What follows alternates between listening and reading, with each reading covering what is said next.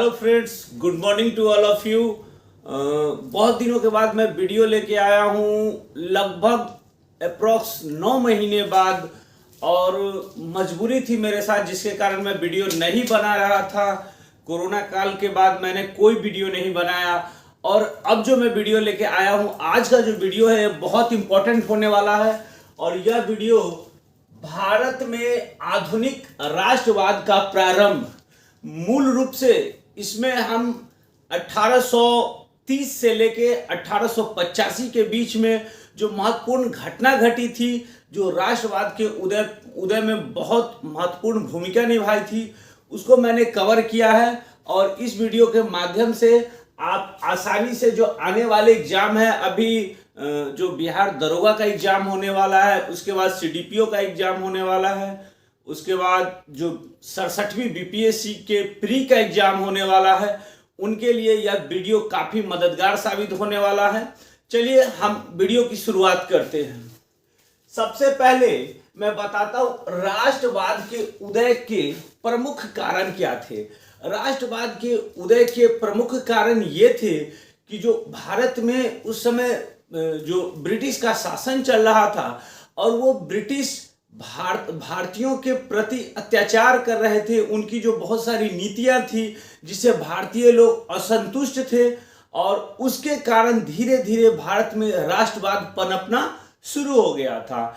और इस राष्ट्रवाद के पनपने के कारण ये थे, और साथ साथ जो हमारे देश में बहुत सारे ऐसे जो नेता उभर के सामने आए थे, जो राष्ट्रवाद के उदय में प्रमुख भूमिका भी निभा रहे थे। सबसे पहले हम देखते हैं राष्ट्रवाद के उदय के प्रमुख कारक क्या थे। तो भारतीय पुनर्जागरण का जो अग्रदूत कहा जाता है, वो ब्रह्म समाज के संस्थापक राजा राम मोहन राय को कहा जाता है। और ये राजा राम मोहन राय बंगाल के क्षेत्र में पुनर्जागरण की जो नींव डाली थी। धीरे धीरे ये बंगाल के क्षेत्र से जो राष्ट्रवाद के उदय करने की कोशिश कर रहे थे, जो पूरे देश में फैल गया था। और जो राजा राम मोहन राय जो थे, राजा राम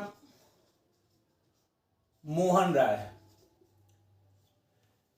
ये भारत में एक बहुत बड़े समाज सुधारक के तौर पर भी उभर के आए थे। इन्होंने भारत के लिए बहुत सारे ऐसे योगदान दिए थे, जो मतलब भारत के समाज में कैसे उन्नति हो, जो भारत की बहुत सारी पुरानी कुप्रथा थी, उसको इन्होंने समाप्त किया था। और इन्हें भारत में पुनर्जागरण का अग्रदूत भी कहा जाता है। दूसरा कारण क्या था? अंग्रेजों द्वारा भारत में आधुनिकता का बढ़ावा। यानी जो भारत में जो अंग्रेज थे, वो अपनी फायदे के लिए आधुनिकता को बढ़ावा दे रहे थे। साथ साथ उन्होंने बहुत सारे ऐसे कार्य किए थे, जिससे भारतीय संस्कृति अगर दब भी जाती है, बर्बाद भी हो जाती है, तो उन्हें कोई फर्क नहीं पड़ता है। और आधुनिकता को बढ़ावा देने के लिए वो अपने हितकारी या लाभकारी कार्यों के लिए उन्होंने काम किया। इससे भी भारत में राष्ट्रवाद के उदय की बहुत सारे लोग इससे प्रेरित हुए थे। उसके बाद तीसरा जो है वो ब्रिटिश नीतियाँ, जो ब्रिटेन की नीतियाँ थे, ब्रिटिश सरकार की नीतियाँ थे, भारतीयों के प्रति जो नीतियाँ थी, वो नीतियाँ सही नहीं थी, भारतीयों के प्रति स्पष्ट रूप से सही नहीं थी। जो नीतियाँ के कारण हमारे देश में जो शिल्पकार थे, कृषक वर्ग थे, व्यापारी वर्ग थे, ये सब लोगों का ह्रास हो रहा था, जिसके कारण भारत में इन लोगों ने भी राष्ट्रवाद के उदय में प्रमुख भूमिका निभाई। अब देखिए, यहाँ से जो ऑब्जेक्टिव क्वेश्चन जो आते हैं, वो क्या क्या आते हैं। जैसे भारतीय पुनर्जागरण का अग्रदूत किसे कहा जाता है? तो राजा राम मोहन राय को कहा जाता है। उसके बाद हम चलते हैं, यहाँ पे जो अगले पॉइंट है, ट्रेविलियन मैकाले और लॉर्ड विलियम बेंटिंग ने भारत में जो अंग्रेजी शिक्षा है, ये अंग्रेजी शिक्षा की शुरुआत इन्होंने 1834 में की थी। और इनका मूल मकसद ये था कि भारतीयों के प्रति अपनी पहुंच को बढ़ाना, और अपने जो सरकारी क्षेत्र हैं उसमें भारतीयों को रखना, लेकिन जो कार्य करेंगे वो अपने हितकारी के लिए करेंगे। ये इस कारण इन्होंने मैकाले और लॉर्ड विलियम बेंटिंग ने भारत के जो शिक्षा जगत थे उसमें इंग्लिश को इन्होंने अनिवार्य कर दिया था। और जो इंग्लिश अधिनियम था 1835 का, अंग्रेजी अधिनियम 1835, इसके अंतर्गत इन्होंने भारतीय शिक्षा जगत में इन्होंने अंग्रेजी को अनिवार्य कर दिया था। और इनका प्रमुख श्रेय मैकाले और लॉर्ड विलियम बेंटिंग को जाता है। चलिए आगे देखते हैं। उसके बाद जो अगला पॉइंट है, बंगाल में राजनीतिक आंदोलन के सबसे पहले प्रवर्तक राजा राम मोहन राय, इन्होंने सबसे पहले अंग्रेजों का ध्यान भारतीयों की ओर इन्होंने खींचा था। अब देखिए इनके बहुत सारे कार्य हैं। भारत में एक बहुत बड़ी कुप्रथा थी, जिस कुप्रथा का नाम सती प्रथा था। सती प्रथा क्या थी? जो अगर कोई पुरुष मर जाते हैं तो उनकी पत्नी को उसी चिता पे जला दिया जाता था, जो मैं समझता हूं कि यह भारतीय नारी के लिए बहुत बुरी कुप्रथा थी। इसका अंत इन्होंने राजा राम मोहन राय ने लॉर्ड विलियम बेंटिंग के माध्यम से इन्होंने इसे समाप्त किया था। और सर्वप्रथम राजा राम मोहन राय ही एक ऐसे व्यक्ति थे जिन्होंने जो अंग्रेजों का ध्यान भारतीयों की तरफ खींचा था और ये बताना चाह रहे थे कि देखिए भारतीयों की दशा कितनी बुरी है, आप इनके लिए कुछ करिए। तो अगर ये पूछा जाए कि भारत में अंग्रेजों का भारतीयों के प्रति सबसे पहले ध्यान किसने भारतीयों के प्रति खींचा था, आकर्षित किया था, तो वो राजा राम मोहन राय हैं। ये क्वेश्चन ऑब्जेक्टिव के तौर पे कई बार यूपीएससी और बीपीएससी में पूछे भी गए हैं। उसके बाद जो राजा राम मोहन राय जो थे वो बंग भाषा प्रकाशक सभा का गठन 1836 में इन्होंने किया था। और बंग भाषा प्रकाशक संगठन का इन्होंने गठन किया था 1836 में। और राजा राम मोहन राय के साथ साथ इनके जो सहयोगी थे इन्होंने मिलके इस सभा का गठन किया था।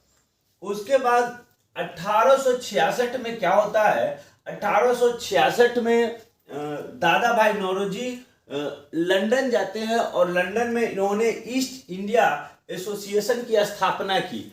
इनका ईस्ट इंडिया एसोसिएशन की स्थापना करने का मुख्य मकसद क्या था कि ये ब्रिटिश में रह के भारतीयों का हाल यह ब्रिटिश सरकार को बताते रहे कि भारतीयों की दुर्दशा ये है, और साथ साथ ये भी करना चाह रहे थे कि ब्रिटिश में भारतीयों के प्रति जो अपना बहुमत हो वो बनाकर रखे, जिसे ब्रिटिश सरकार पे दबाव बनाया जा सके कि भारतीयों के लिए आप ये काम गलत कर रहे थे। ये जो है ये दादा भाई नौरोजी ने लंदन में 1866 में जो ईस्ट इंडिया एसोसिएशन की स्थापना की थी, इसके माध्यम से इन्होंने लंदन में किया था। देखिए ये क्वेश्चन कई बार पूछा गया है कि इंडिया एसोसिएशन की स्थापना किसने की थी, और ये भी पूछा जाता है कि इंडिया एसोसिएशन की स्थापना कहाँ हुई थी।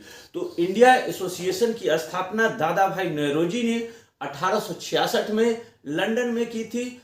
और इनका मूल मकसद था कि भारतीयों की जो दुर्दशा है उनसे ब्रिटिश सरकार को अवगत कराना, साथ साथ ब्रिटिश जो सरकार थे उनके विरुद्ध, और ब्रिटेन में भारतीयों के हित के लिए एक जनमत संग्रह भी तैयार करना। ये दादा भाई नौरोजी करने के लिए लंदन गए थे। उसके बाद अगला जो पॉइंट है, 1867 में महादेव गोविंद रनाडे जो थे, ये महाराष्ट्र के थे।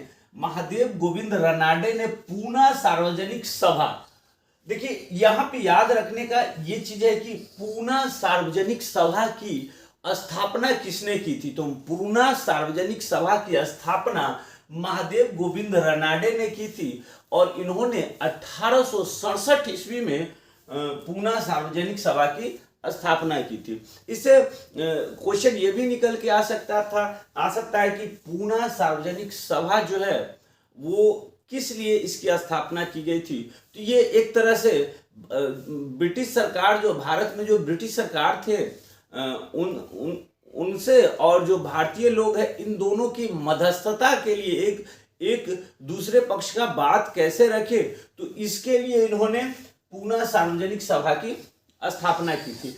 देखिए इसमें जो इम्पोर्टेंट क्वेश्चन जो बन के आया, साथ साथ एक चीज और मैं यहाँ पे ऐड करना चाहूंगा कि राष्ट्रवाद के उदय में जब वह दौर था जो 1850 से लेके 55 के बीच का दौर था, जिसमें भारत में बहुत सारा चीज की शुरुआत की गई थी, जैसे रेलवेज की शुरुआत की गई थी, तार सेवा की शुरुआत की गई थी। तो जब इस सेवा की शुरुआत हुई थी तो भारत में राष्ट्रवाद के उदय के समझिए तो पैर निकल आए थे। कैसे कि एक क्षेत्र से दूसरे क्षेत्र में ट्रेनों के माध्यम से आसानी से लोग जाते थे और देश में राष्ट्रवाद की भावना को जागृत करते थे।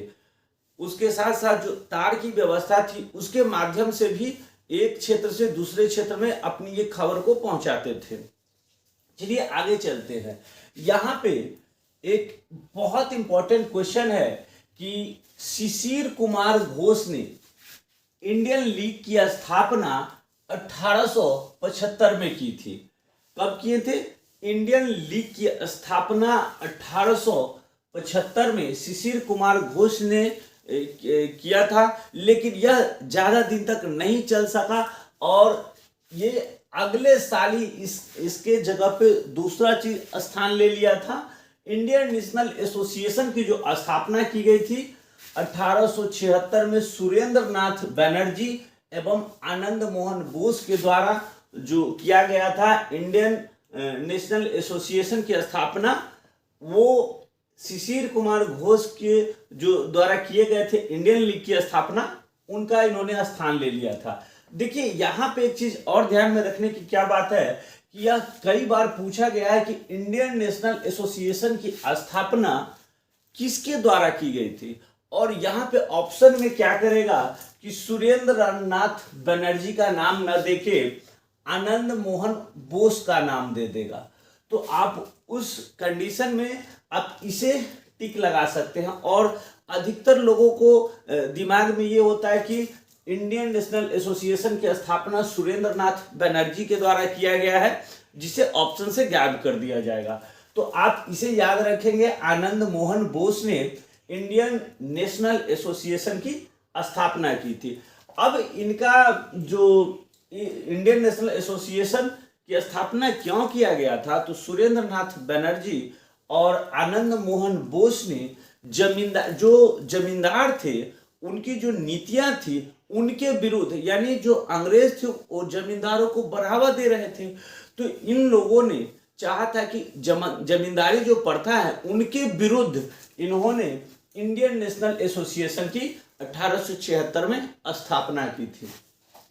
उसके बाद यह जो 1885 में जब आईएनसी का इंडियन नेशनल कांग्रेस का गठन होता है, तो 1885 में गठन होने के बाद उसी में इंडियन नेशनल एसोसिएशन का विलय हो जाता है। कब हो जाता है?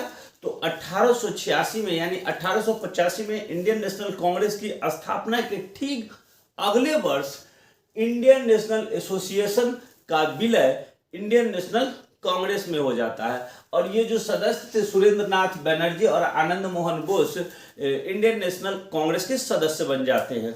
ये भी बहुत इंपॉर्टेंट क्वेश्चन है कि जब आपसे पूछा जाए कि इंडियन नेशनल एसोसिएशन का विलय भारत की किस पार्टी में हो जाता है, तो 1885 में जो स्थापित की गई थी इंडियन नेशनल कांग्रेस, उसी में 1886 में इंडियन नेशनल एसोसिएशन का विलय हो जाता है।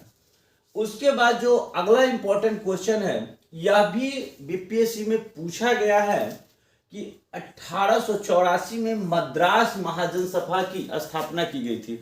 यानी पूछा गया कि मद्रास महाजन सभा की स्थापना कब की गई थी। तो मद्रास महाजन सभा की स्थापना 1884 में की गई थी और इसकी स्थापना एम वीर राघवाचारी और बी सुब्रमण्यम अय्यर एवं पी आनंद चार्लून के द्वारा किया गया था। यानी 3 व्यक्ति ने मिलकर मद्रास महाजन सभा की स्थापना 1884 में किए थे। उसके बाद जो अगला क्वेश्चन है 1885 में, यानी इसे याद रखने के लिए सबसे अच्छा तरीका है कि जिस साल कांग्रेस की स्थापना हुई थी उसी वर्ष 1885 में बॉम्बे प्रेसिडेंसी एसोसिएशन की स्थापना की गई थी और यह सैयद बदरुद्दीन तैयब जी और फिरोज शाह मेहता और केटी तेलंग ने इनकी स्थापना की थी। किसकी? तो 1885 में बॉम्बे प्रेसिडेंसी एसोसिएशन की स्थापना सैयद बदरुद्दीन तैयब जी, फिरोज शाह मेहता, केटी तेलंग ने की थी। और यह सैयद बदरुद्दीन तैयब जी वही हैं जो भारत में जो इंडियन नेशनल कांग्रेस थी, यानी भारतीय कांग्रेस के जो पहले मुस्लिम अध्यक्ष थे, तो यही थे, सैयद बदरुद्दीन तैयब जी ही थे। इसे क्वेश्चन भी बन के आता है कि भारत में पहले कौन से मुस्लिम व्यक्ति थे जो कांग्रेस अधिवेशन के अध्यक्ष थे, तो यही थे सैयद बदरुद्दीन तैयब जी। उसके बाद अगला पॉइंट है, इंडियन सिविल सर्विसेज में 21 वर्ष से आयु घटाकर 19 वर्ष कर दिया गया था। कब किया गया था? तो 1876 में यह किया गया था। इस समय जो भारत के जो गवर्नर जनरल थे तो वो थे लॉर्ड लीटन। लॉर्ड लीटन के कार्यकाल में बहुत सारे ऐसे कार्य हुए थे जो भारतीयों के विरुद्ध थे और इनका बहुत घोर विरोध भारत में हुआ था। इनका जो बहुत सबसे प्रमुख में आता है vernacular press act. Vernacular press act किसने पारित किया? तो लॉर्ड लीटन ने ही पारित किया था। उसके बाद शस्त्र अधिनियम, ये भी बहुत इंपॉर्टेंट है, कई बार एग्जाम में ये दोनों क्वेश्चन पूछे गए हैं। वर्नाकुलर प्रेस एक्ट कब पारित किया गया था? तो 1878 में किया गया था। किसके शासनकाल में किया गया था? तो लॉर्ड लीटन के शासनकाल में किया गया था। उसके बाद शस्त्र अधिनियम कब पारित किया गया था? तो ये भी 1878 में पारित किया गया था। और किसके शासनकाल में?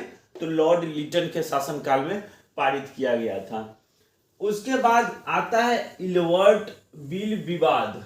इल्बर्ट बिल विवाद क्या है?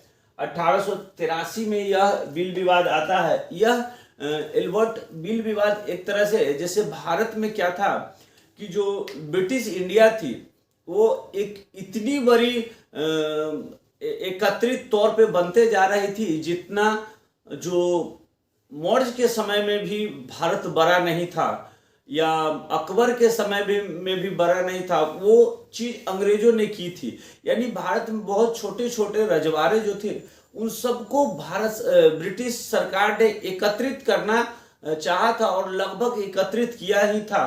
कुछ ऐसे रजवाड़े थे जो अलग थे। तो क्या था कि जो ब्रिटिश सरकार, ब्रिटिश का जहां पे कानून चल रहा था उसके लिए कानून व्यवस्था अलग थी और जो ब्रिटिश के अधीन होके जो रजवाड़े थे उनके लिए कानून व्यवस्था अलग थी। तो एक बिल आया था जिसे इल्बर्ट बिल के नाम से जाना जाता है। तो इन्होंने क्या किया था कि संपूर्ण भारत में फौजदारी कानून जो है उसको एक बराबर कर दिया था, जिसके कारण इन पर विवाद हो गया था। तो ये कब आया था? तो इल्बर्ट बिल विवाद 1883 ईस्वी में आया था। और इस समय जो भारत के गवर्नर जनरल थे वो कौन थे? तो लॉर्ड रिपन थे। लॉर्ड रिपन थे। ये भी याद करने की जरूरत है, ये भी क्वेश्चन कई बार आया है कि इल्बर्ट बिल विवाद 1883 ईस्वी में जब हुआ था, तो उस समय भारत के गवर्नर जनरल कौन थे? लॉर्ड रिपन थे। ठीक है, ये हमारा वीडियो था और आज के वीडियो में मैंने जो बताया शायद आपके लिए बहुत मददगार साबित होगा। आप अच्छे से पढ़िए, तैयारी करते रहिए और बीपीएससी, सीडीपीओ और दरोगा का जो एग्ज़ाम होने वाला है उसमें आप अच्छी तरह से अपने रिजल्ट को लाइए। किसी न किसी एक में से आप अपने स्थान को पक्का कीजिए। चलिए, धन्यवाद।